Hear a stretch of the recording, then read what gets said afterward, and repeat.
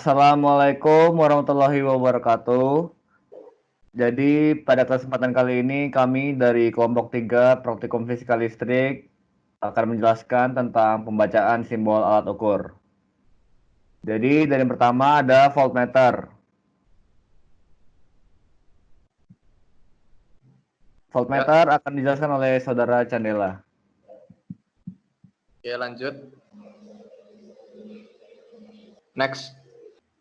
Oke, voltmeter. Pengertian dari voltmeter sendiri ialah sebuah alat ukur untuk mencari tegangan dalam satu rangkaian. Lalu untuk voltmeter itu ada dua jenis. Yang pertama ada voltmeter 500 volt dan yang kedua ada 800 volt. Alat ukur voltmeter 500 volt adalah sebuah alat ukur untuk mencari tegangan dalam suatu rangkaian dengan sumber relatif kecil di bawah 500 volt, yaitu kisaran 0 sampai 500 volt. Untuk yang 800 volt adalah alat ukur untuk mencari nilai tegangan dengan maksimal di bawah atau sama dengan 800 volt. Jika dibandingkan antara voltmeter 800 volt dengan voltmeter 500 volt, meskipun voltmeter 800 volt memiliki skala yang lebih besar, namun pada tingkat ketelitiannya lebih tinggi pada voltmeter 500 volt dibandingkan yang 800 volt. Lalu ada prinsip kerja voltmeter, yaitu voltmeter dihubungkan secara paralel dengan rangkaian yang akan diukur tegangannya. Pada voltmeter terdapat kumparan akan dialiri oleh arus sehingga timbul medan magnet. Next.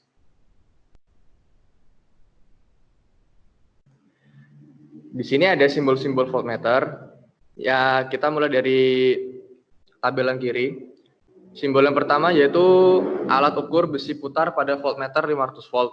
Lalu yang kedua ada 1,5 simbolnya, keterangannya menyatakan kelas alat ukur. Yang ketiga itu ada instrumen dengan arus bolak-balik.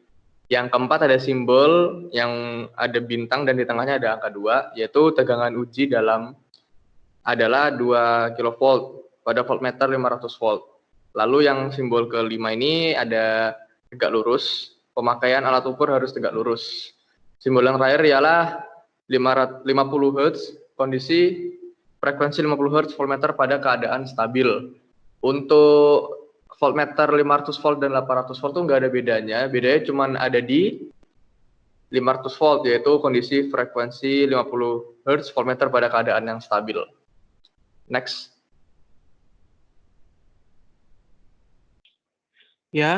Kemudian frekuensi meter. Frekuensi meter adalah instrumen yang menampilkan frekuensi sinyal listrik secara periodik. Slide-nya. Next. Pada sistem kerja frekuensi meter, mungkin ada beberapa, tapi saya akan menjelaskan tentang yang prinsip moving coil. Prinsip moving coil ini secara perangkat ini memiliki dua kumparan yang disetel dengan frekuensi yang berbeda dan terhubung pada sudut yang tepat satu sama lain sedemikian rupa sehingga seluruh elemen dengan pointer yang terpasang pada alat tersebut dapat bergerak. Frekuensi di tengah rentang meteran menyebabkan arus di kedua kumparan kurang lebih sama dan menunjukkan titik tengah skala. Itu yang ditunjukkan oleh si pointer tersebut. Perubahan frekuensi menyebabkan ketidakseimbangan arus dalam dua kumparan, menyebabkan mereka atau si pointer itu menunjuk dan bergerak. Next. Kemudian ada simbol-simbol dalam frekuensi meter. Di tabel yang pertama yang sebelah kiri, itu ada tabel alat ukur frekuensi meter satu sumber, yang sebelah kanan ada frekuensi meter dua sumber. Dalam simbolnya, dari yang tabel kiri, ada simbol pertama menunjukkan angka 2, menyatakan kelas dari alat ukur tersebut. Kemudian bawahnya ada bintang yang dalamnya ada tanda 2, ada angka 2, tegangan uji dalam 2 kV pada frekuensi meter satu sumber. Kemudian bawahnya ada instrumen dengan arus bolak-balik pada frekuensi meter satu sumber. Gawai elektronika dalam sirkuit pengukuran. Kemudian ada tulisan 380 volt, yang berarti itu adalah tegangan maksimum dari alat ukur. Kemudian selanjutnya ada alat ukur seperti pantulan gitu. yang artinya alat ukur dengan vibrasi. Perbedaannya dengan frekuensi meter 2 sumber adalah yang bintang di dalamnya itu angka 3, yang dalam artian tegangan uji yang untuk frekuensi meter 2 sumber itu 3 kV. Kemudian tegangan maksimum pada frekuensi meter 2 sumber itu 330 volt. Kemudian ada ampere meter. Baik teman-teman, untuk selanjutnya ada ampere meter. Untuk bisa kita lihat untuk gambarnya yang tengah itu merupakan gambar rangkaian dari ampere meter. Sedangkan yang kiri pojok bawah itu gambar dari ampere meter sendiri. Next. Untuk slide selanjutnya itu merupakan pengertian dari ampere meter. Jadi ampere meter adalah alat ukur yang digunakan untuk mengukur seberapa besar kuat arus listrik yang terdapat pada rangkaian.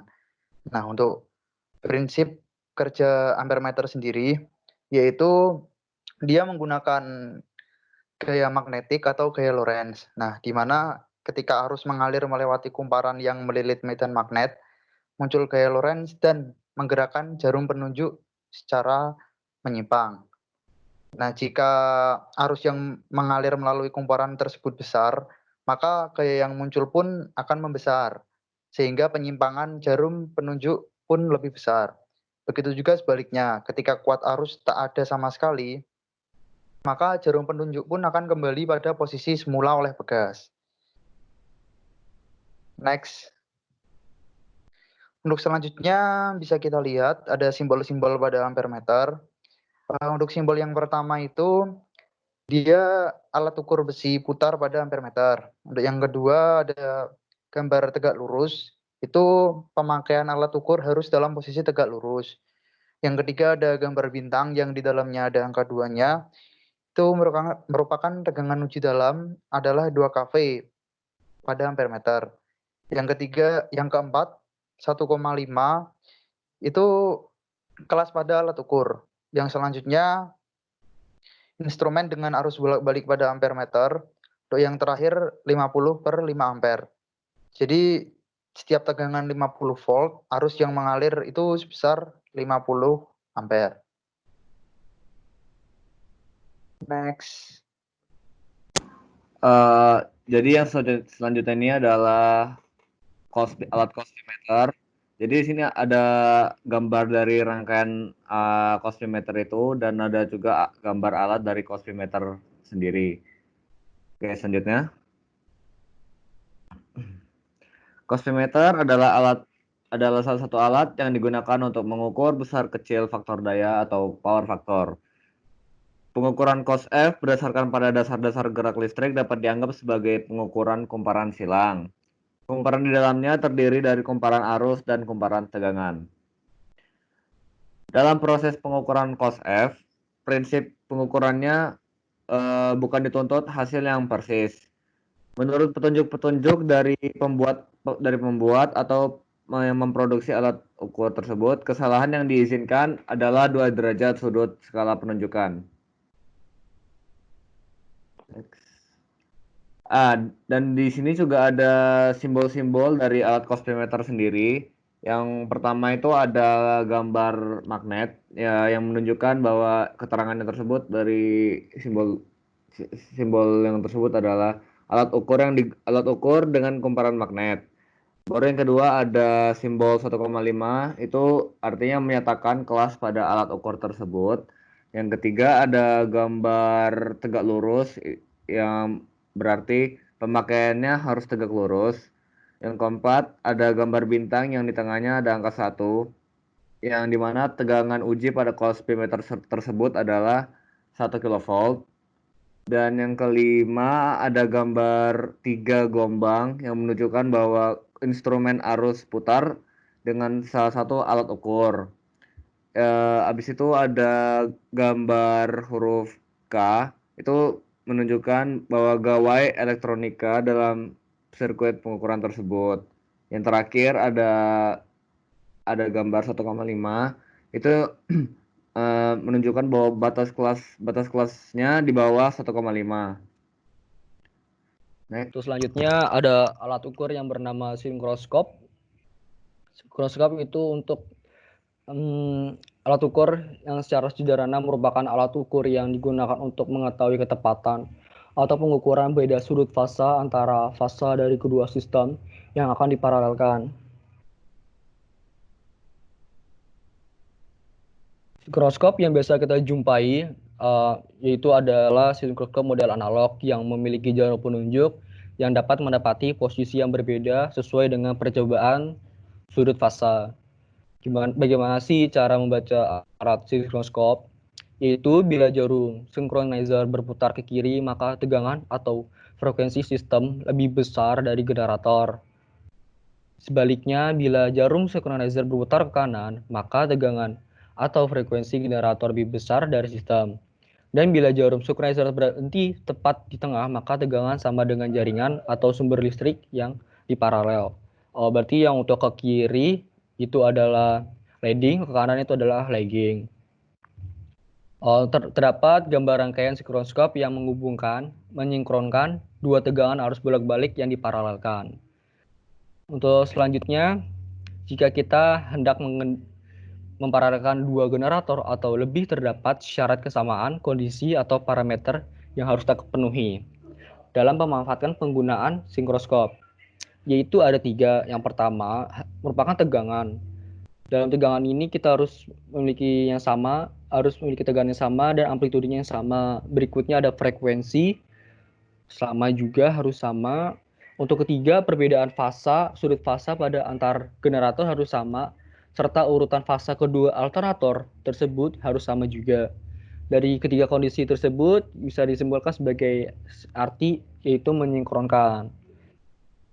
Dengan persyaratan yang ada tadi, kita dapat ada 3 syarat sinkronisasinya lagi, yaitu pertama, lebih dari 2 generator yang akan kerja diparalelkan. Kedua, 2 atau lebih sistem yang akan dihubungkan secara sejajar dengan sinkroskopnya tersebut. Untuk ketiga, generator atau pusat tenaga listrik akan dihubungkan pada sebuah jaringan. Untuk kondisi yang merupakan yang harus kita penuhi dalam kesamaan sinkroskop, yang pertama ada tegangan, yaitu kesamaan tegangan pada kedua generator dan sistem. Antara tegangan generator yang akan diparalelkan dengan sistem harus sama besarnya.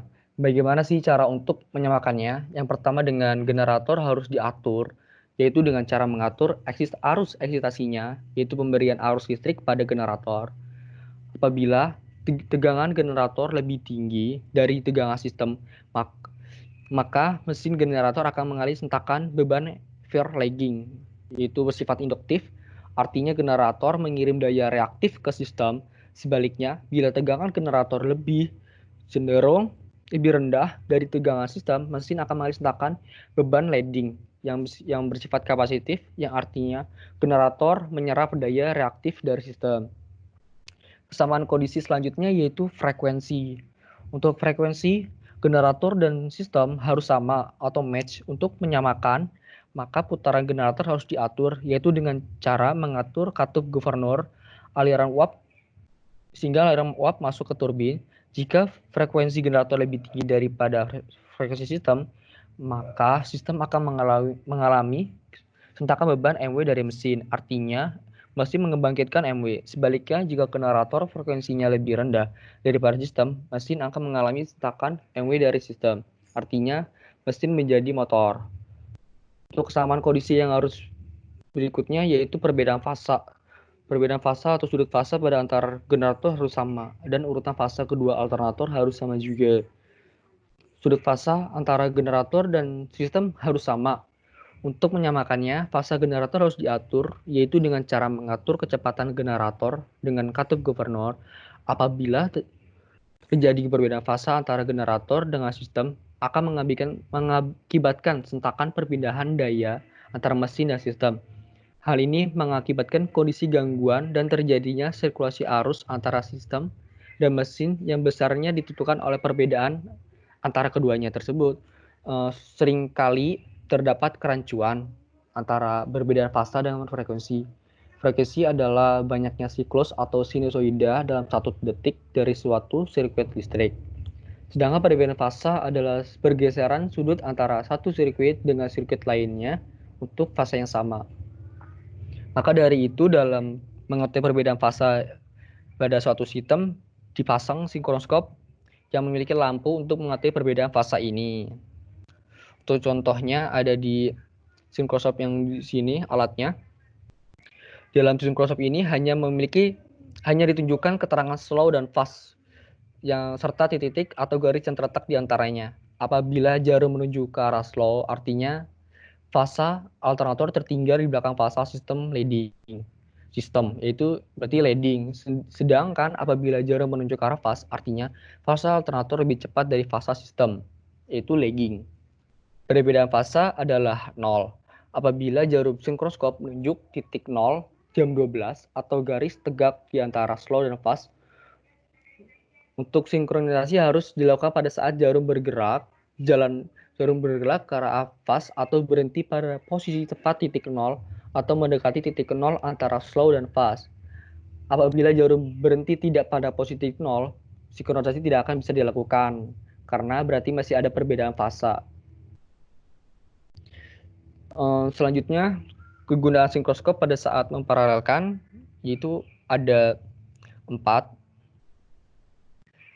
Paralel generator dapat diartikan menggabungkan dua buah generator atau lebih dan kemudian dioperasikan secara bersama-sama dengan tujuan yang pertama mendapatkan daya yang lebih besar, kedua untuk efisiensi menghemat biaya pemakaian operasional dan menghemat biaya pengembalian.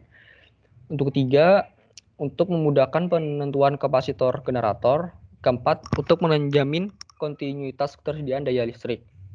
Untuk selanjutnya ada simbol-simbol yang terdapat pada sinkroskop yang membantu dalam penggunaannya, di mana simbol tersebut sebagai ciri khas dan spesifikasi dari sinkroskop.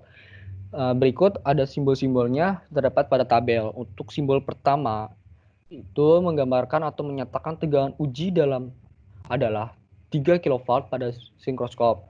Untuk simbol kedua yaitu menyatakan instrumen pemakaian alat berada dalam arus AC atau bolak-balik. Untuk yang simbol ketiga, berarti terdapat gawai elektronika pada sistem sirkuit pengukurannya. Simbol terakhir yaitu 380 volt, yaitu yang bermaksud berarti tegangan maksimum yang dapat pada sinkroskop hanya 380 volt. Sekian untuk presentasi mengenai pembacaan alat ukur dari kelompok 3 Praktikum Fisika Listrik Teknik Elektro Undip. Kurang lebihnya mohon maaf. Wassalamualaikum warahmatullahi wabarakatuh.